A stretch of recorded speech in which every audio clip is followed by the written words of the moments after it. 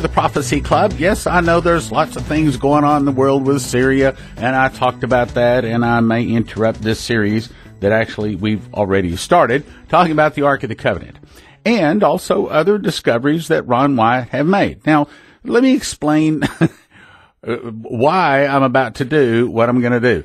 I have never played the audio of this DVD on the radio before. And the reason is because, frankly, it doesn't exactly play that good on radio because, you know, if you can't look at something and you're hearing someone try to describe it, it might not make that much sense. On the other hand, I don't think that this DVD, or now it's a DVD, it was originally shot in VHS, has got enough people getting it.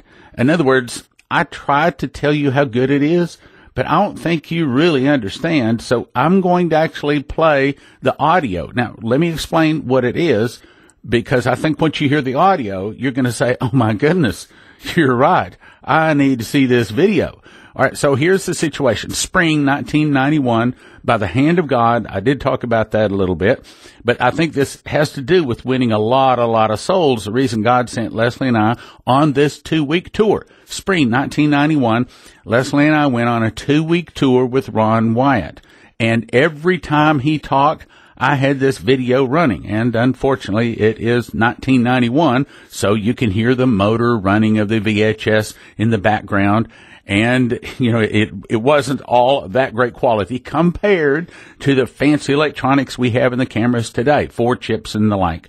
But for 1991, this was pretty good video. I mean, I used metal tape, the very best tape I could get, and it was a brand new VHS, and it was a top quality VHS.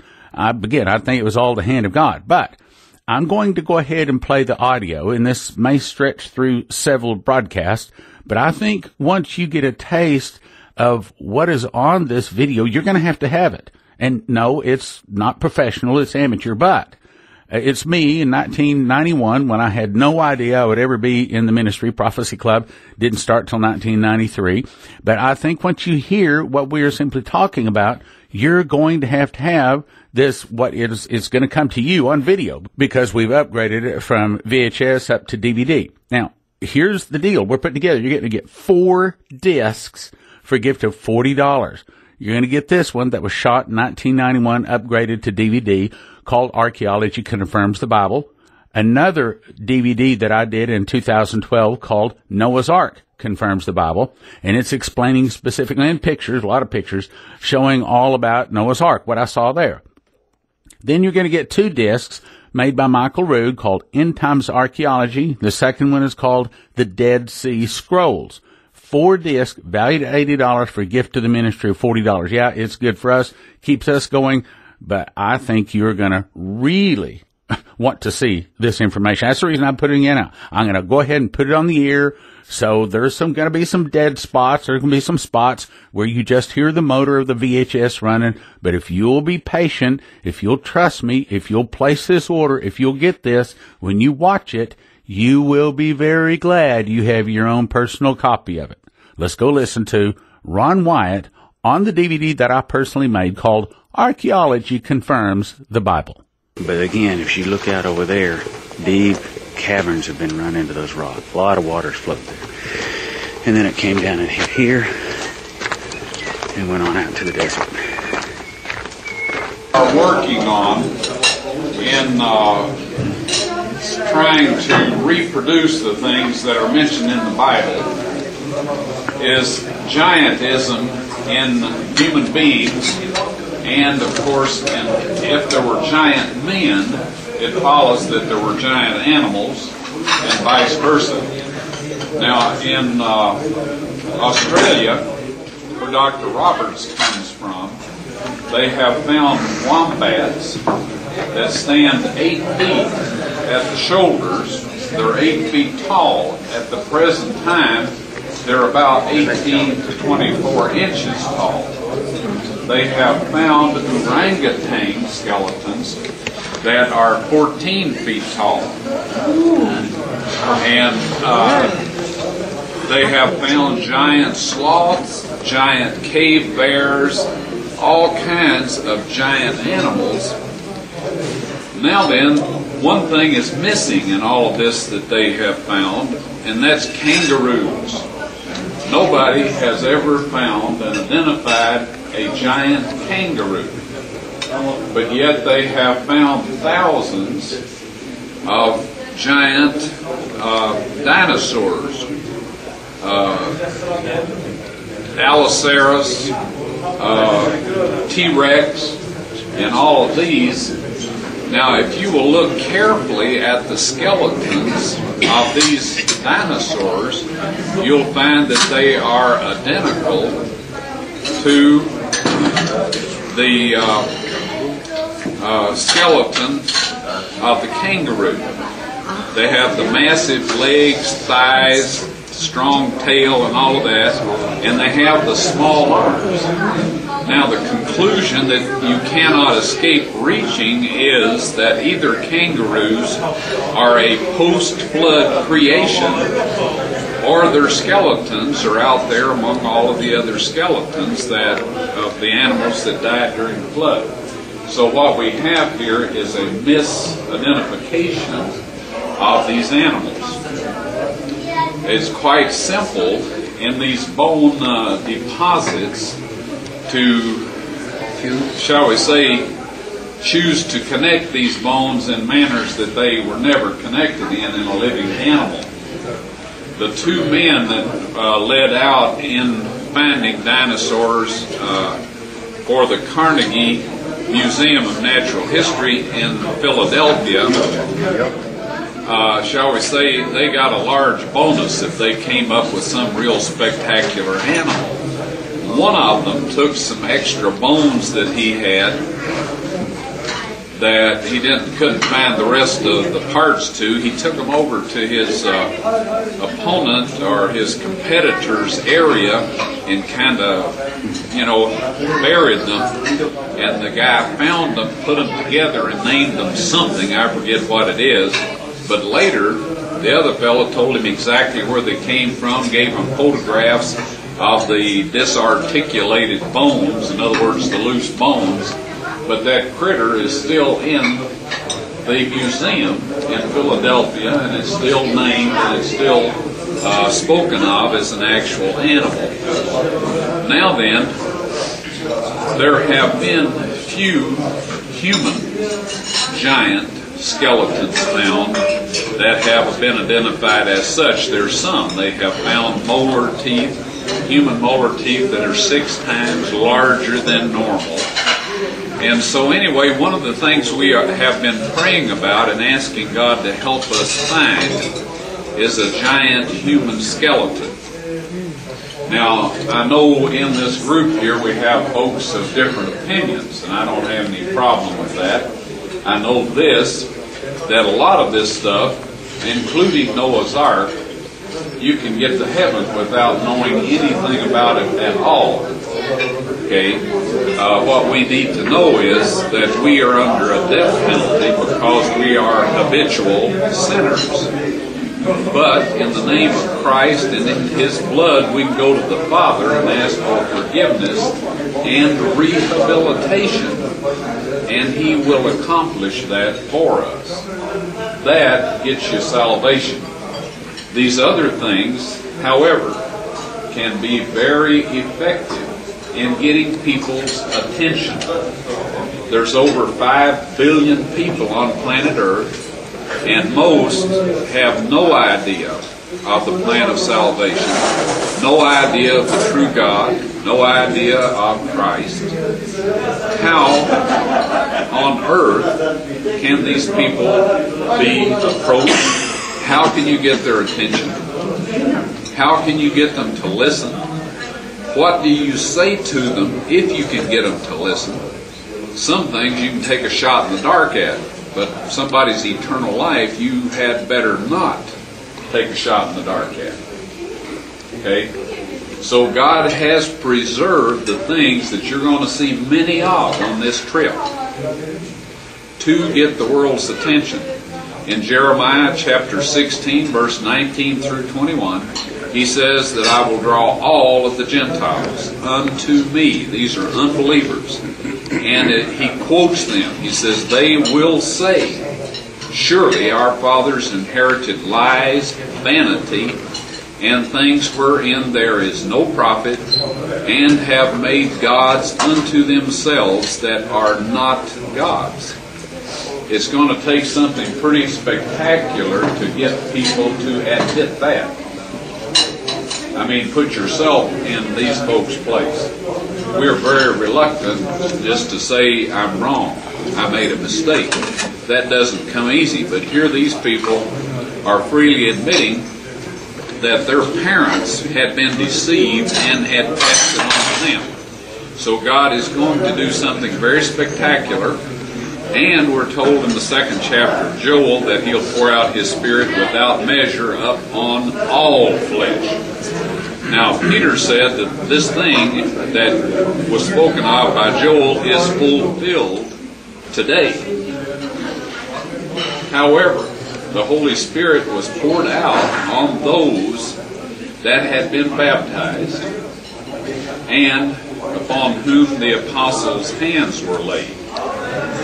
In Joel it says, all flesh. We are coming upon a period of time when God's Holy Spirit is going to be poured out upon all flesh, just simply as it says. And everybody is going to be made aware of the truth. Now then, once that is done, it's up to those individuals. If they have habits in their lives, if they have projects, all these things that they are unwilling to let go and to love the truth when it comes along, then it says that God gives them over to the reprobate mind, who of course is Satan, and we're told that he will do signs and lying wonders, in so much that if it were possible he would deceive the very elect. So anyway, we're coming upon a very spectacular time in Earth's history. And folks, this whole experiment in sin is only going to happen one time in the history of the universe. It will never happen again. Nahum chapter 1 verse 9. Affliction shall not rise a second time. You and I are center stage in this experiment. And God is looking for people that will humbly and kindly share the truth with people that are lost. And I have said this a few times in my meetings, and I'll keep saying it, because we think we know God's truth doesn't make us any better than anybody else. As a matter of fact, it puts us under quite an obligation to share it with others. And again, we cannot share it carelessly. Only God knows who is ready to hear the truth, and only God knows what that person needs to hear. So, before we got you folks together, we prayed and asked God to have everybody on this trip that He wanted on this trip, and we asked Him to overrule in what was seen and what was said, so that everybody would get the full benefit of it. Now then, this is going to be very exciting. It's always exciting for me. When I think about these things, I get goose flesh, and I, tachycardia and all this stuff. It's very exciting. When all of this stuff hits the news, and it will, everybody is going to be looking for somebody that can tell them what is the significance of this, what's God trying to do. And they're going to come to you and ask you.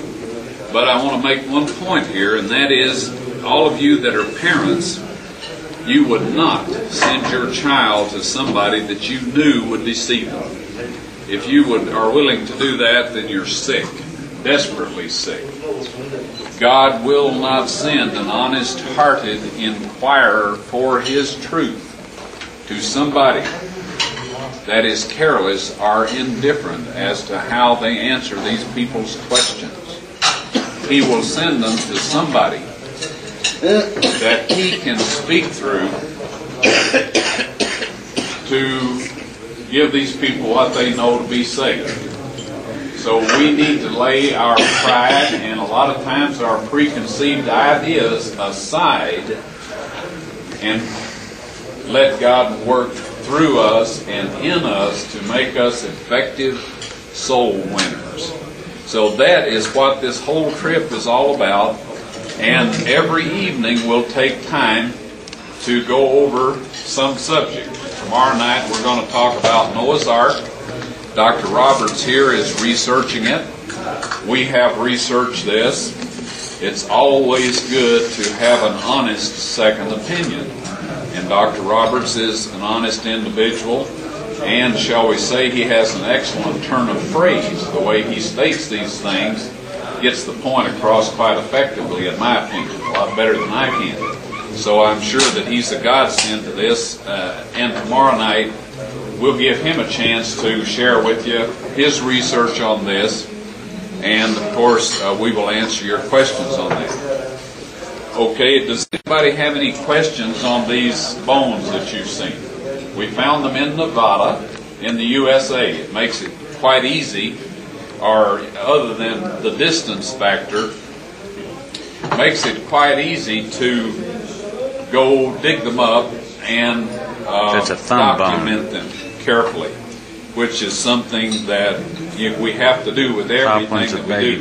Now, I will say that these bones are slightly atypical of what you see in human skeletons. But pre-flood human beings had a much higher nutrition level in their diet and this sort of thing. So it is not surprising that their bones were much more fully matured and developed than the ones we see today, several thousand years after creation, and about 4,700 years after the flood. But anyway, we'll work on this. Some of the folks here, Dr. Neislonger has volunteered to help, and some other folks. So God has things He wants done, and He will use anybody that volunteers to let God use you as He wants to. We can't just come and say, well, God, I'll be quite happy to do this for you, but I won't do anything else, and I'm going to do it my way.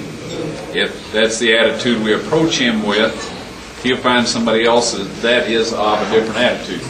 Any questions? Yes, sir. What do you estimate the height of that person that had a finger bone that long? Well, I took this to radiologists and orthopedic surgeons, and they said that it was either this thumb bone. Most of them thought it was the first joint of the first phalange here, or the thumb. Some of them thought it was the toe bone. But either way, it's a very large person, and their estimate is from 12 to 14 feet tall. Now, I don't know if you're familiar with Herodotus' histories. In there, they found the tomb of one of the so-called heroes of the Trojan War, and he was 10 feet tall. In the Bible, Goliath is described as being approximately 12 feet tall. And Og, king of Bashan's bedstead was 15 feet long. Now, that implies that he was a very large man, and as a matter of fact, we know he was. Sometimes I tease about it and say he might have been a normal-sized fellow that just invented the first king-size bed. But I don't think that's the case. So anyway, there is documentation about giantism in the animal kingdom and in the human kingdom. But for some reason, very few human skeletal parts have been published. And I think a very, shall we say, honest explanation of that is that the universities, museums, and all of this that do most of the excavations are, shall we say, they want you to believe that man evolved from a little protozoa and all this sort of thing. Now, it says that the wisdom of man is foolishness with God. anybody that can honestly believe that as complicated an organism as human beings could evolve from anything, their brain hasn't evolved very far. And I say that in kindness, because they cannot possibly understand the complicated workings of one organ in the human body, or they would not be saying that, making that statement. So anyway, I am convinced that this is one of the things that God is going to present. We have a cave at En-Gedi in Israel and a permit to open it. And I believe that it's an Amorite giant burial cave. However, I'd much rather find a giant human skeleton in Nevada, get this thing done quick and easy, and then just go on to other things. Can you tell us the circumstances under which you found this, and are there other bones of this size from that? Okay. She asked the circumstances. Now, I had some Australian friends that we met in Egypt. Very nice lads, 3 guys, they were in their 20s. And we met them in the Turkish Airlines office in Cairo. Fell into conversation with them. And, you know, you ask, what are you doing here? Only you do it politely, and they ask you, what are you doing here? So the net result was that they were on a year's holiday, which is a very popular concept after one gets out of school in Australia, and probably a good idea. And we were doing archaeological research, so we told them we were going out to Noah's Ark. Well, they had a good laugh about that, but they said we'd be glad to go help them. And I told them we'd pick up their expenses, and that made them gladder. So they said, you know, we don't believe any of this. Anyway, after we had gone out and showed them the things that you're going to see tomorrow, and they went with us to Israel after that, and we showed them some other things over there. As time progressed, their, shall we say, their conviction that none of this was true began to be shaken. And one day, while we were waiting on our permit to get back into the Ark of the Covenant excavation, now somebody had stolen an artifact, and everybody in the antiquities department got done something with. Most of them, when they wouldn't face the demotion, they just resigned or retired, or that sort of thing. So we were looking at all new faces in there, where we had been used to working with people we knew, and I had to go in and talk to a 3-star general about getting back into my excavation. And he says, well, we'll think about that and let you know. 3 weeks went by. Well, we went swimming down to the Mediterranean Sea. It was cold, and of course I have a little extra padding, so I didn't get cold as fast as these Australian lads. But they got out of the water, and I was starting to come in, hit my foot on something, and ducked under the water and looked down to see what it was, and it was a rounded stone. Well, I thought that was an unusual looking stone, so I started digging in the sand and uncovered a big stone pot. Well, I hollered at these fellows. They came back in, and we were all trying to uncover this pot. Finally, they kind of pushed me out of the way and said, old man, if you'll move out of the way, we'll get this thing uncovered. So I moved back into deeper water, and while they were digging and fighting with that sand, I found another pot. And I went over a few paces and found another. It turned out that there was just hundreds of those things out there in a stone pavement. Well, we pulled the top out of one of these, found human skeletal remains, found knives, beads, and other objects that were early Canaanite. Well, I photographed this. I had underwater cameras, got them developed, took them to the antiquities department. It blew their socks off. They went down, stretched ropes all around the beach area there, and they said they were going to put a, what do you call those deals? A wall, at least, a retainer wall out around this whole area. pump the water out and excavate it and restore it. They were thrilled to death. And I got my permit. So right about then, these Australian lads said, okay, we believe you now. We believe all of it. But we know how you did it. You just fell over. And that's about what has happened on all of this stuff, to be perfectly honest. But that's the way God does things. He does it in a manner that no human being can take credit for it. Because no human being is of the frame of mind to, shall we say, we all tend to get to over it. I'm going to interrupt there, but I'm going to really, really encourage you to get this offer. Because, okay, here's the thing. When this stuff starts happening, when we really realize that we have entered the end times, now, some of us know it's pretty close, but when we're really there, this is going to be really important for you to have for your soul-winning activities that will be going on then.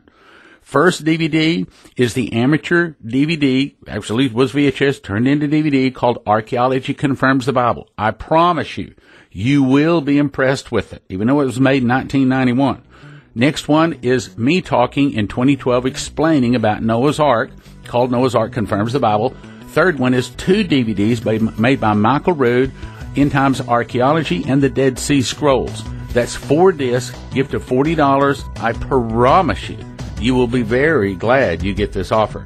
And as your soul-winning activities begin to increase, as the trouble increases, and apparently with all these wars appearing to be on the horizon now, that may be closer than further off. So it's important for you to get this information. It's called the Archaeology Gift Offer, available at prophecyclub.com, of course, or you can call us 785-266-1112. Archaeology Gift Offer, 785-266-1112, or prophecyclub.com. Thank you for listening. Thank you for your prayers, and thank you for your gifts of support. God bless. Now from the Prophecy Club, some exciting opportunities for you. The next speaker at the Prophecy Club is Brian Melvin. He was an atheist that drank contaminated water and died. He tells what it's like to die and stand before judgment, then be sent to hell with demons tormenting him. Worse than your worst nightmare.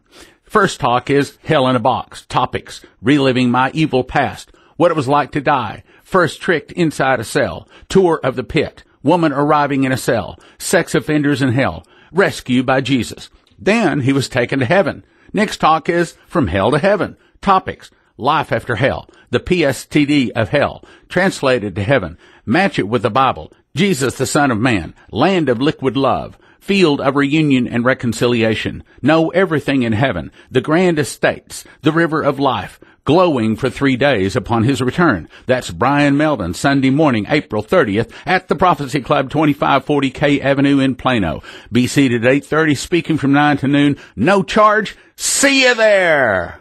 We have put the collection of the best of the 2016 DVDs together in an awesome gift offer. First, Miracles in Pakistan. Pastor Masih tells the story of 23,000 Muslims that he led to Jesus in Pakistan.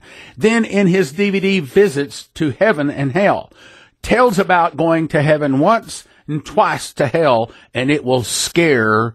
And then the third one is The Babylonians Are Coming, his 9 dreams that God gave him about judgment on America. Then Bree Keaton talks about explosive prayer strategies, emergency prayers that work. Finally includes Lindsey Williams' new DVD, Trump Speaks to the Elite, and how Trump changed things and the new plans of the elite. 5 DVDs valued at $168, all available now for a gift of just $75. Helps us stay on radio, okay? That's valued at $168, all for a gift of just $75. prophecyclub.com, 785-266-1112. prophecyclub.com or 785-266-1112. The best of 2016. Order now.